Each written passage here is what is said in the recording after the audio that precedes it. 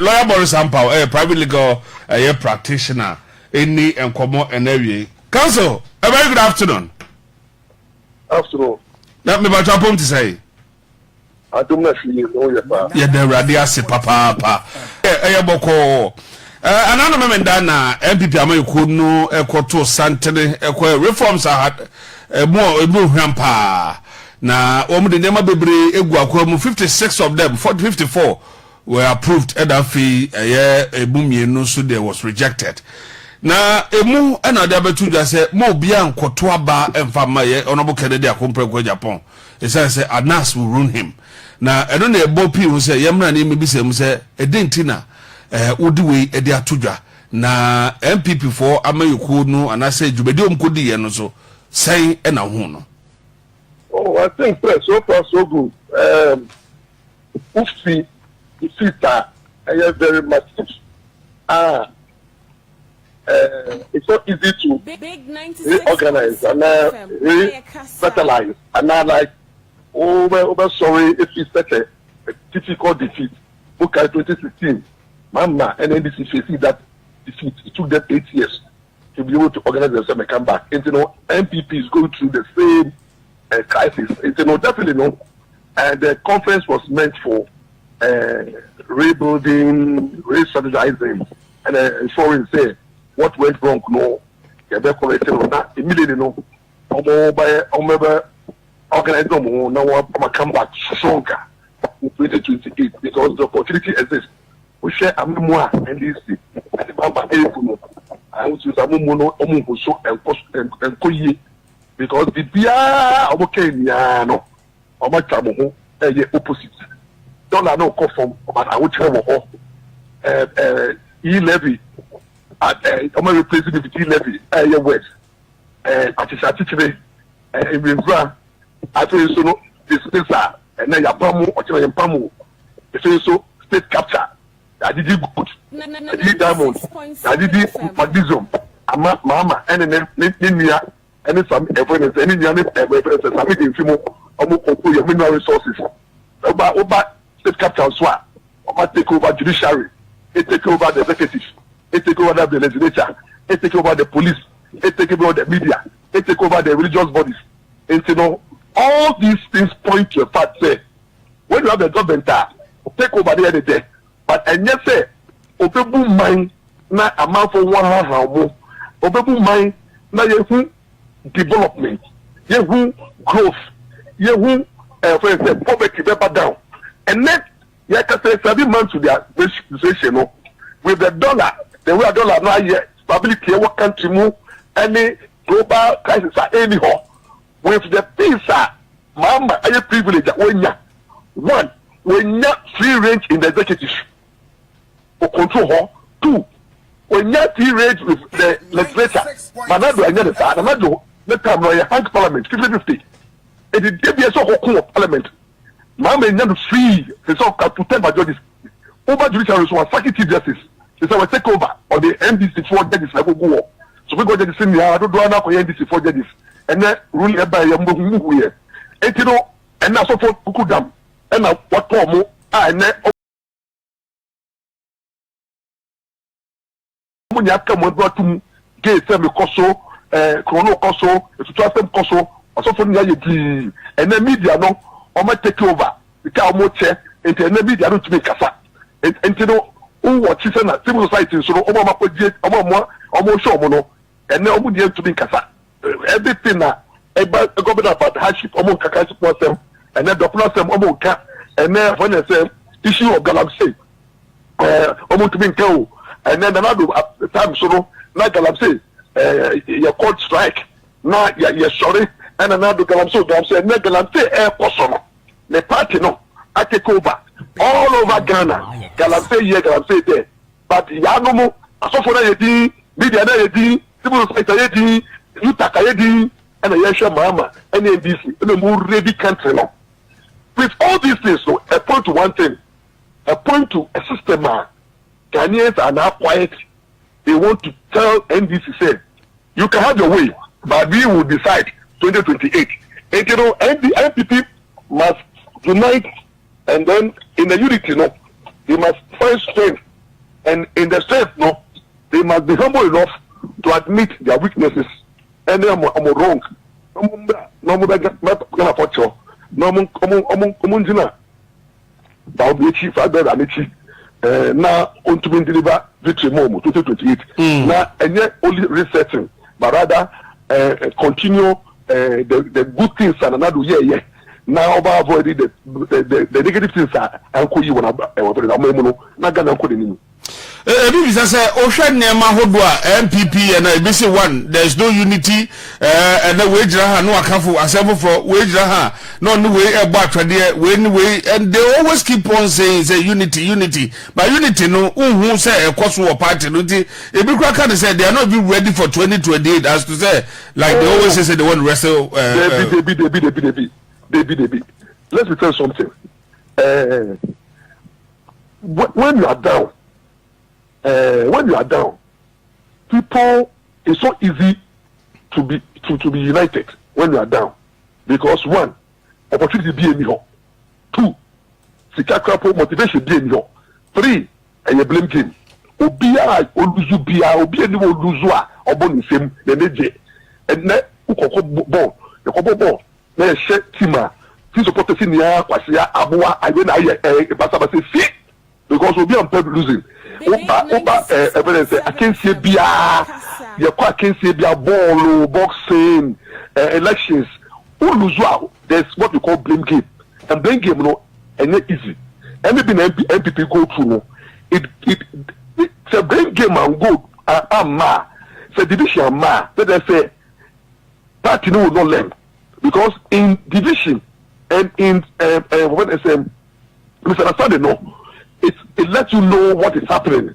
Then you can find ways and means to resolve it. And a party piano, a war now Berina, a Benyane, Nefishi. NBC go through that same crisis. Who if he Brown lose what this is, they will wake away, and a mama, and I almost for committee, a question committee, and a papa. Every party go through that sector. And you know what is happening, it is good. So I want to say, let's say NPP that so have not learned from their lessons. They are pretending that everything is okay. And life, no, I did quite dangerous to say. I did walk. Now I pretend to say, oh, you okay? And now Obama, Obama, what to the girl say? Ubini neda na one cash na you be fear na or that someone chop money na on any tie na on any da. Oh, Obano, do you think you'll be comfortable? If NPP, as of now, the party pretends that there are no problem, and we are united, it means that it means that it's not natural. It means that but this disagreement, this fighting in Yano, a mad party who they be a etosin in them, a party who they be a to me. I agree and I disagree, and in agreeing and disagreement it brings strength. At the end of the day, no, at that corner, I don't just want to say today, with a conflict resolution, partner for solution, then everybody will come together and you can see say a partner taking it off, and that is exactly what is happening. To me, I don't fatter. You can't have a party or be it means that there's a dictatorship. Party will be 1 + 1 is 2, 2 + 2 is M1. And you know everybody goes through that crisis. You made a statement in 2024. Say Mahamadu Bawumia obeko Togo. Obisi whether they'll make it that statement. Oh, listen to me. Medical catcher will say when it comes to politics, we'll probably be political statements, political jargons, political we have be enya. Ninia. Se me loyal power. Me politician. Sebi. Me party position be. MPP party crap no me can't remember. Me I mean about as MP that. Me actively. Me only a commentator. Me will be a social political commentator and legal commentator. Me actively involved. And there's an enemy Kojo Kyeremanteng. What impact does it have? Number 2, Munko all videos of all politicians. National Mokakaye. Mama a president Otiwe. Ni some bebrebe wa Kenya no your woman na wo so say workers on your fofo because name bebrebe okay so obeye nya no we been say me ba galamsey and the gusono e levy on some of our levy no oba no the levy aba oba na na do a yeti go so comedy ni nyama men ko oba chema to be kra in some of bekka obia politician bi ndi wa and you follow all videos are and then from George Meka then I put that over into me my Ampaw me na Kojo menum na Amfa a podcast statement it I don't think say and two me kata no my kata be kum me say me kotoku sebe na me say me ko bibi na ma ko bibi a mo tell mra eto say my possible financial loss per na o man actually bibi because man kotoku ana ma koso fi apadak me ka no obi yema hye no mo tell me mra mafum sebe o teach me the about no 21st December ko just so dem o ka ja meaning resolutions are passing throughout the whole year no 2025 no emu ahi na waye sa na tie nipa da sene die ye o nipa da sene die o beka ya me ene bibia na oka sebe butumi yo enti na ya me pe no yo sha de yo nipa bia o beka bibi ene ochina no circumstances enti me da meka no it was meant to galvanize the base of MPP to see say we are winning and Alpha. But council, now Moko in 2024 election, no. Now someone who do because the hopes today it is possible near the no. And then Uncle Yi because now breaking the 8 in the not just say idea now to say do na the first government to break that 8, you know. Not a woman, but and then officer Uncle Yi. Mimia, Mami Tobi. The moment MPP added that team breaking the 8, it is possible. I'm gonna who say because someone admitted say, wait here for the first time. Ghana been see that the abatono every 8 years we are required no kwaba obi nkodo obi mbra enti obodo omo no person mo trouble mo best. And to say it was a difficult election because almost should be able to buy from 2016 to 20 before 2020. No, never koye. For 2020, the no winner na COVID before no be able to 2020 election. Na COVID would see mu. Emma bibia to see 1 year near ya nyeduma ya nyesika Ghana the economy got down. Now Russia came over mu. Essentially, na do so ever take over 2020 no. Let's say they are say a man muno ubuno like a moye dia apart from say moye no let's get some sort of problem like nanado never be break koyemu but now party no so want to the party no say look listen to what the party members are saying yentisayo nanado said because it's okay so does it mean say the sir reshuffle now man so also cost them the election number one because we see to be in the election sir Sebe nipa bakwa for the 1.2 for 8 years. I think none of the ones who for. But because nipa to do so. And it's almost like who support for 8 years. Now and obi wa also adjust not to your with my na party so the more uru shuffle na said why you kakra we you know say party mu na do loyalist. Nkofo na do who say omo bo ano no. I say me wodi omo. Mo me no mo pe de nsa edu tebe no hu say for the kofo hu e fe so Alante Amante kofo hu kede fon kofo hu ya be ko dia say the whole thing akwa say nanado hwe omo a o jomudi na mi kwa me na apakra no mi kwa ma hwe me nanado hwe me yes nanado hwe me ka mi di kwa omo mi wa lo kwa ye pu ma me nya no ntino otua o be say na den na koyi eni ehwe bufu Emma Ghana for the before the say nado na what for 8 years now only obushia no wadam for ena omu a ujomudi ehuru ewia ena mokoto aba eno na de eno ni ene Emma party for no akoto it is NDC do ma renew but also so the what bin kaka so the unye party card member of the party intimidate I say o man hwe o no ultimate say me sympathizer what I talk about okay okay you say the mama ba power nkofu bi omunya party card member in this show but or what the omuye exactly that's the thing me say you nkofu bi wa they work even more than party members. That make out here. Now me no Ampaw. Ushuma noa edegemu 2016 me to police station. I don't know manka. No man. What are you talking about? Na me say omo because some people say Semaun to me Semaun to have his own problems and there party the opposition among the Semaun to know the way I'm who no say oh yes Semaun to not let us appear yeah never been in the appear not critique an image of the party no but the real matter is Semaun to me was stretched up. I said he did everything possible but all to be so yeah but the party yes so that yeah you Semaun was struggling because yeah been in say Semaun to me was bread the resources the way we to the table can what the cabin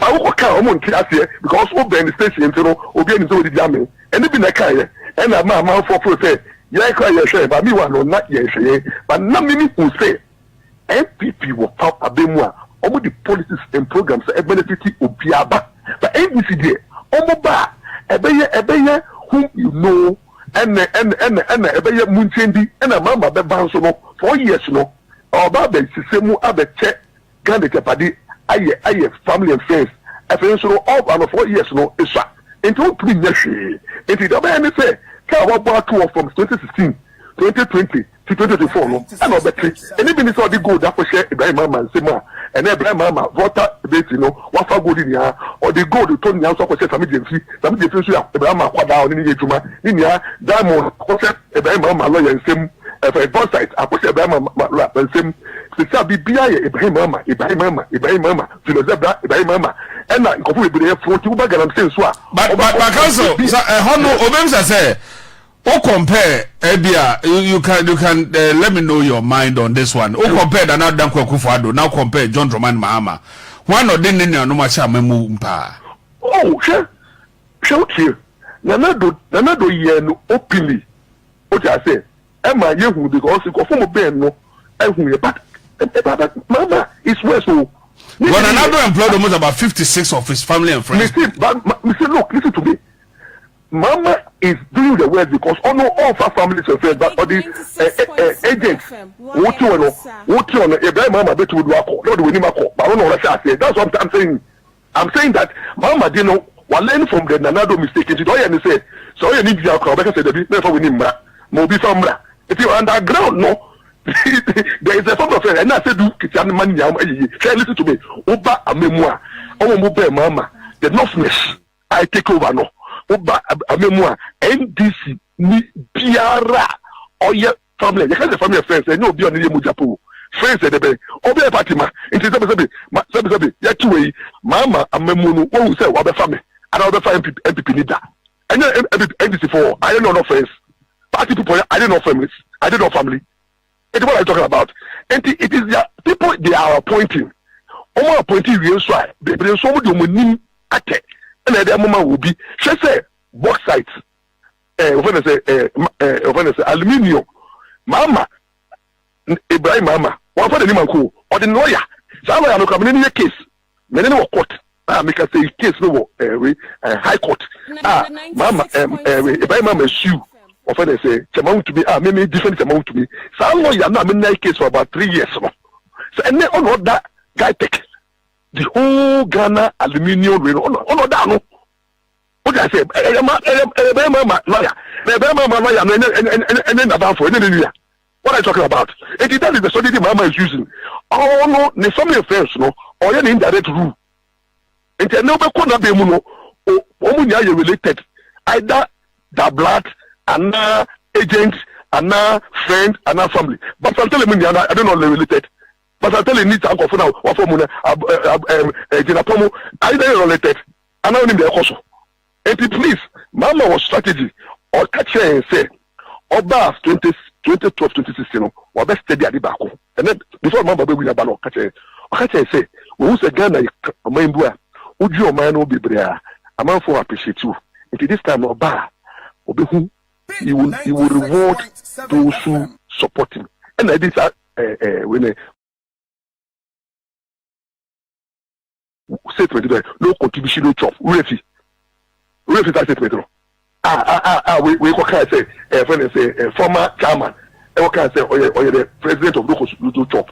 If you say look at the say a demand at its position na monchen na yekokum namno na egu namri wi afre ya che meboa wanka obi ka say the child or tama utu wanya bi mama bay utu wa wanya and wo munye bi conscious was his position all the positions are going to mama's family mama friends mama the say party people now him say asori kra no obedani asori mema we family meboa family so only about the only mommy papa bako mu ye kuwa you have become family members and friends internal mama memu no NDC family members and friends abembu unka omo ho a unye bi na do kwa ya de sebi okofa tuta pushuta matiam amidu ya NDC ni papa namba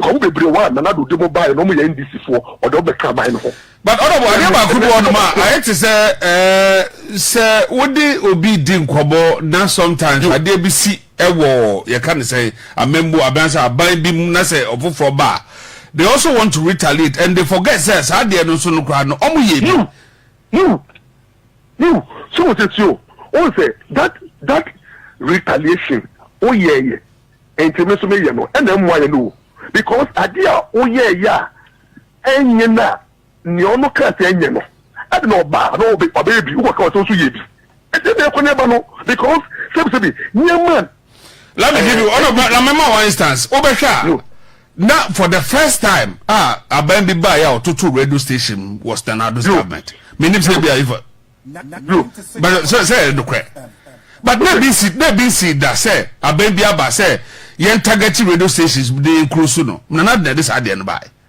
but there was no targeting na your regulatory matter and they resolve it ya be some judge so nebi mama can't say what they say na them what resolve the same thing I'm saying that if you are looking at do you are look at even the issue of abekuma north because you see some judge you born into no we so our but I was asking you how we come man till we free wo I was West were gone in 2019 you were in this country but it might be it was wrong it was condemned but nobody said anything no it was condemned international wise and then it also happened in Techiman South. Listen to me, it was condemned. Emma gets home committees. And what happened? No, if something is condemned as a council, something is condemned. Listen to me. Let's assume it. I didn't buy any. I don't know about very picture. What will say? That didn't. Let's assume it say, I have a job. Yeah, and yet it's who condemn me. Now, one also be here. Na woni nya do ye no enemu nya bu eduka ya what are you talking about no they be say I guess obi bo ye o see 11 yet you o see 11 ye o the deal let aba eti woni the 11 ba difference dey won temu you see that's the argument I'm saying I say every teacher o see and o see and another party court no with NPP judges. It was appointing also by so there is a point to be near was recording no but mame esaba Torkonuu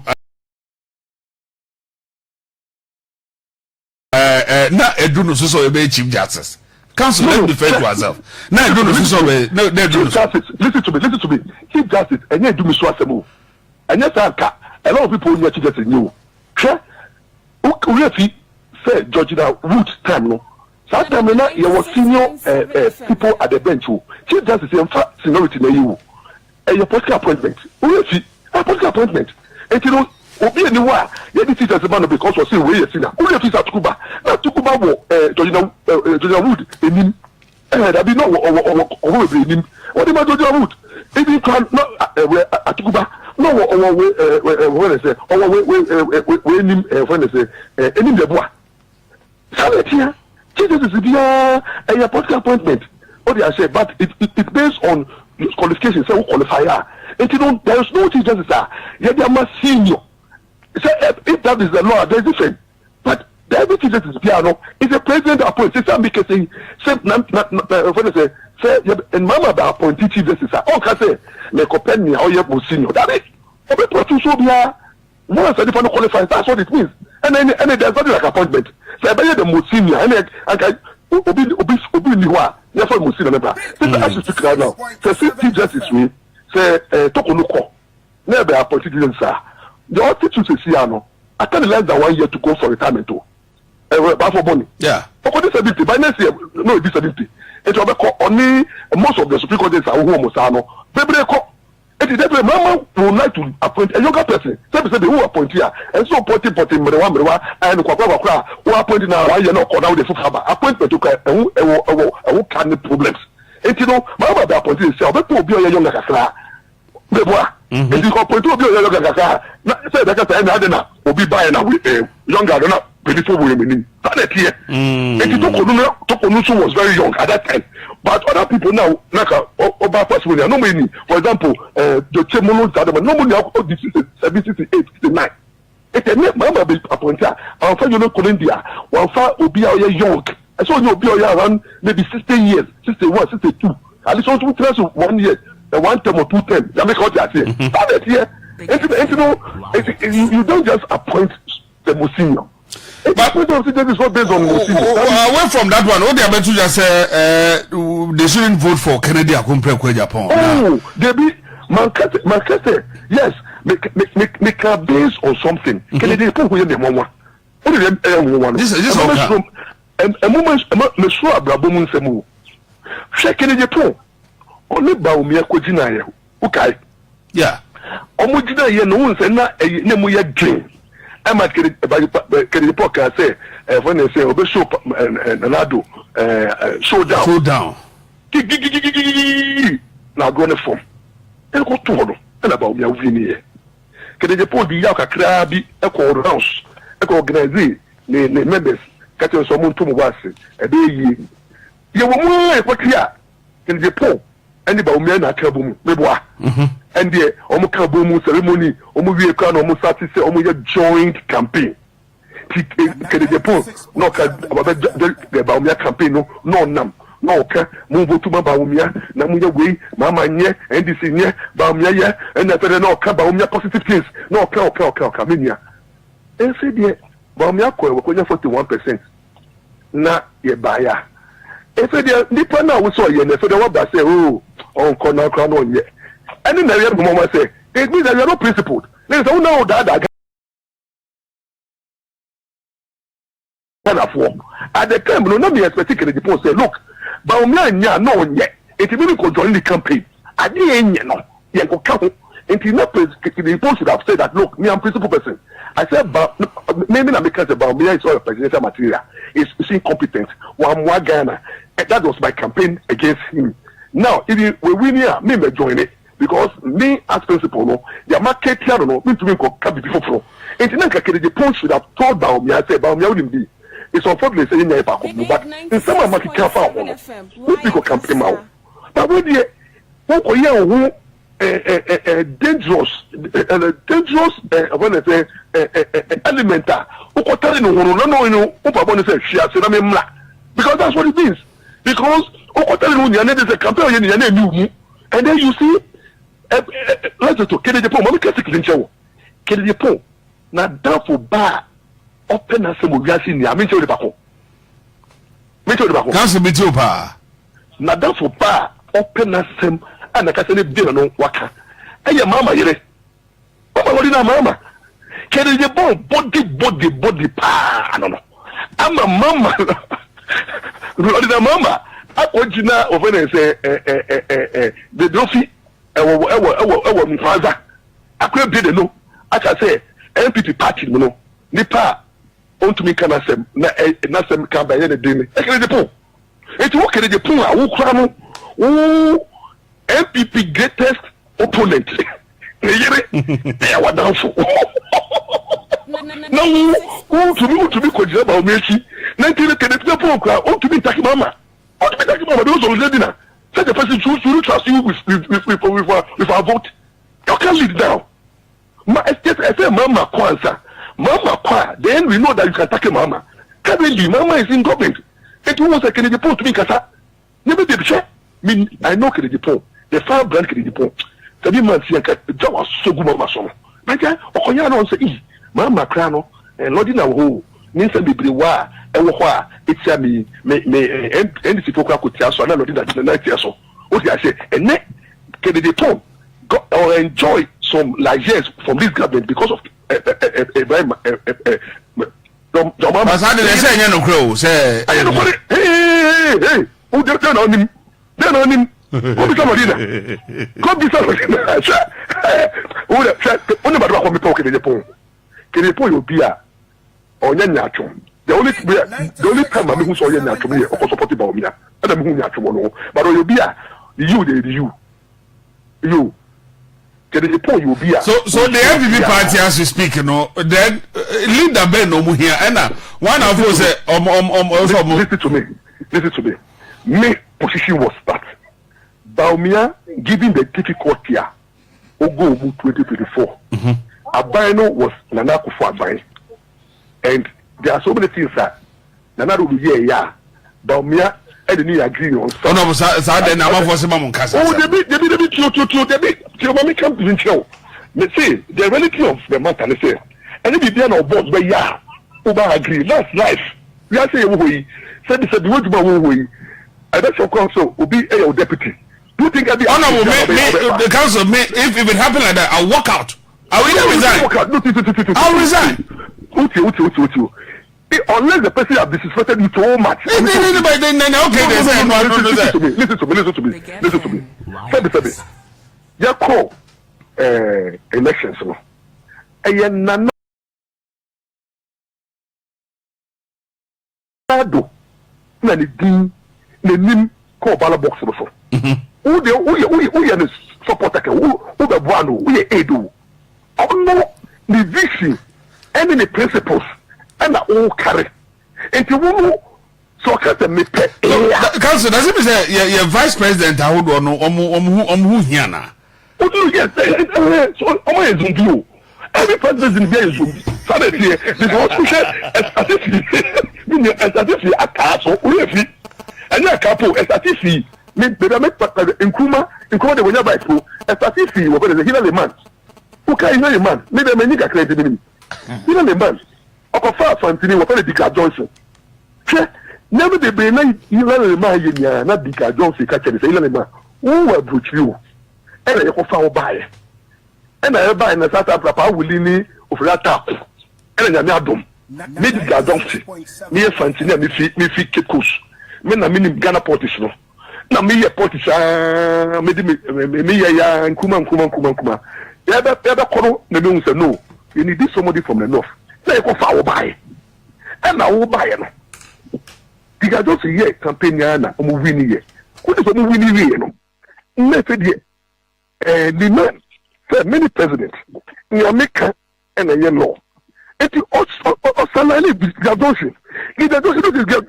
was so peeved say he saw that Liman Adisha no Liman ye bibia to the say or one Liman say Liman then where our Baba take over power no she you na Royce oni fi ba you Royce betu the Gyamfi car 96.7 Liman see on to say you too if you also back Lawrence Kofaka by Asumbo by Asumbo Bamba. Obona su Sana Mama ni often say because Mama ni at Thomas. Anytime Mama was complaining because at Thomas in time no never quite do humo any Nila Tebana Poemuno any Kofubi at take over at Thomas presidency. Ahoemu and Mama was sidelined because they say Mama was sidelined. Mama was sidelined. Did you know Mama can't do at Thomas time of the Juma? Me I encounter Mama just Mama advice to Oba Kumasi many nipa back many per contract or the choir. I sat down with Mama that only vice president. It was nobody. Open man says the Batman in the yard fool. Now Mama was open because let me know what the man. Okay, I said, and now Mama also say, oh yeah, to say, and I'm Messi Bouye no. And now what the president the man. Also, Okofa we president Atta. Then I find them Atta. Really, Mr. Tedu Table, Mr. Tayamo, you two questions about me. But council, so I say the Vice President of Ghana is the second highest officer in the government of Ghana. Now, the Vice President, together with the President of Ghana, is directly elected by the people through popular vote. Listen to me. Look, who elected the Vice President? Vice President is not elected, though. It's not elected, but. No, you don't elect Vice President. It's the President. Yes, do you see the two people? No, but if the President travels, I will take charge. Yes, Obi Oshechi, and this will be a deal. I said, Mamicho law. Who said, Torkonuu suspension? Who said the acting CJ or the CJ? So acting. Good. President, they are acting. Sorry, Vice President acting. Yes, Vice President, they are acting Vice President. The President knew what. Oshechi, enti onye president enti na Bawumia na onye head of the security. No, you more role to play as a vice president. America no, and it's different from you more to me now. We do. Me see president in Nigeria. Say you more role play. Now role, what say in politics? You better one role now. You Zimbi. Urechi. Say mama 2016. Oma the three wise men. Urechi. The Mutie three. Yeah, the Mutie three wise men. That's what the Mutie three. Three wise men also about 2016 or say the economic politics now or the man when they say Abangba Kaubi. We have to avoka. Or your three wise men. Maybe one of you do behind it. So politicians they have a way of just giving you appointment, but they can salary you. Nana don't know. Bawumia was made the head of the economic management, but everybody knew that it was Ken Ofori Atta was run the economy. I didn't think that economy no. You see, you more for that tanko. Bawumia because in government, no, we have shadow. Hey, as to speak right now, Mama government Amochono. Who say maybe so, and make Kanu Mama Jane, energy the government. You know, is powerful. Who answer this question. Answer the question for me. Oh no, but the reality, reality said the vice president is more powerful than how often do you see Mama Jane? No, but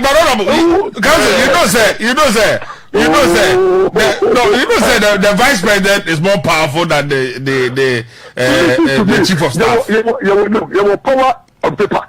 And the power in action. Because you say my Jane too. It's a bit of a because for the scrubber. The active is vibrant. Mama Jane, vice president, age any affected, but you could see the woman is not clicking. It is administration. How many times have you seen the woman delivering speech going up and down? But you know, being the chief of staff is actively playing a role like a vice president. And it for the new patriotic party, Obama Tombetono, a next stage generated first, it's like this about Bawumia Besenwini. Oh, no, that.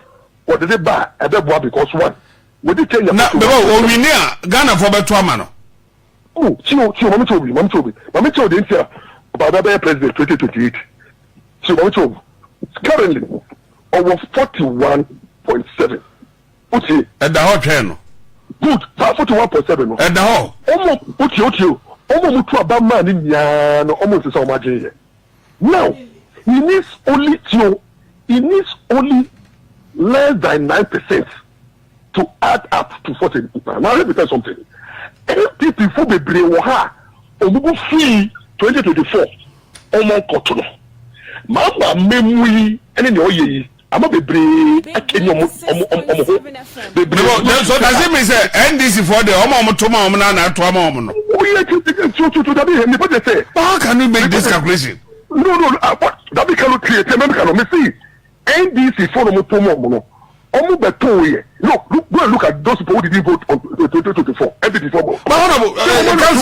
What somebody has said, how do you even know some mama to no me before? No mama to a mama. Uchi, me see, check 2020. Abana mama na on maintaining the 2024. Go check it. 6.something million. All making the same thing. All the big account. Because those who believe in Mama came back again. But then Nanado, because all Corinthians 2020 nobody so say and 2024 it became worse. Na council can you tell Ghanaians and omomuti when we say na yakoto 2024 aba no enema na MPP na you were thinking say Ghana for better to na number 2 man that be sure. They say even the own party people were not happy with some of the things that Nado did. They say I'm protesting and say internal protest. All right. No, that's what I'm saying. I'm saying that the NPP party as a whole, a lot of people check Kumasi, make some of the power to Kumasi. And then because they didn't job. And then Munana, and now we and then as a speaker, that's okay. What is that government? Yeah, who was second time I vote to say? Go and check. Go and check. Say every government, they are all second term I vote to say. And then as a speaker right now, you were NDC for football. Full of my way because you actually almost near Kojo DC appointment, Kojo NAPO, Kojo appointment, Kojo various regional party in a struggle. There are people in the media and they be more static kasa. You are sure, you are me kasa. Party who to be chairman so be so. It is 2028 no. Now you dear Jabino, and life it here. Who to boys in the character more study horror. They bring MPP, NDC. Who boys said, "Oh, go say, you pay me not a moment." Over now. Yeah, the man who come back with you, who to make a say, the man who back with you, over more. And some almost like I say, with a turbo. It will be the minister, baby, have power. On call for now, they will power, and you'll be able to and you need to shoot, and then the fortune. Mama to be rewarded, Opia. What is the show? Be young woman, Crasia, or Mama, but and net Mama Baby, and let's say a Bapayo, and human limitations.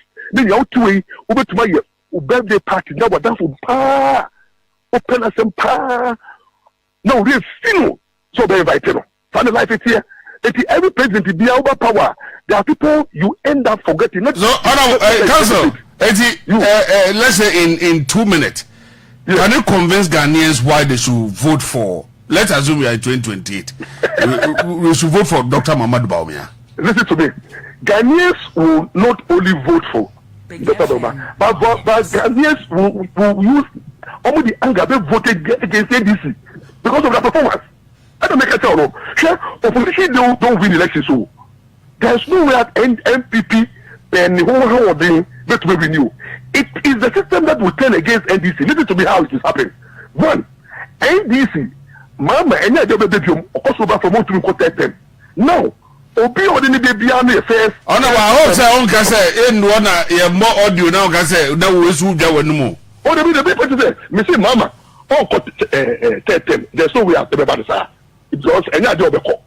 Now me person say, Mama, kwa nipo na modern bano, only to go be to party. Only says that as to speak. Kwesi Pratt about how to be say Mama fire Obia or presidential ambition. Where is he? Because Obia should say Mama Niwa, Julius Nebana, I know do Nebana, Mama J Nebana, in Nebano. There will be power struggle. In the power struggle, your own party will start betraying each other. Every table, people who want power will start fighting Mama. Say, Mama in your choice. Send another call for good about me here. Can you put me out sorry? And Mama, you know, just about third term, and say, and the one shall not cool because third term agenda no, and the cool because people will rise against it. NDC people could be the super say almost Mama because almost will do so. So the Ghana MPP NDC Mama or baby, we always crap out the Buja and then hold them crowd the task of Coco. All right. Now, Mama, because of the Thanks for watching. Like and share the video. You can also drop your comment. Please don't forget to subscribe. Click on the bell to turn on the notification.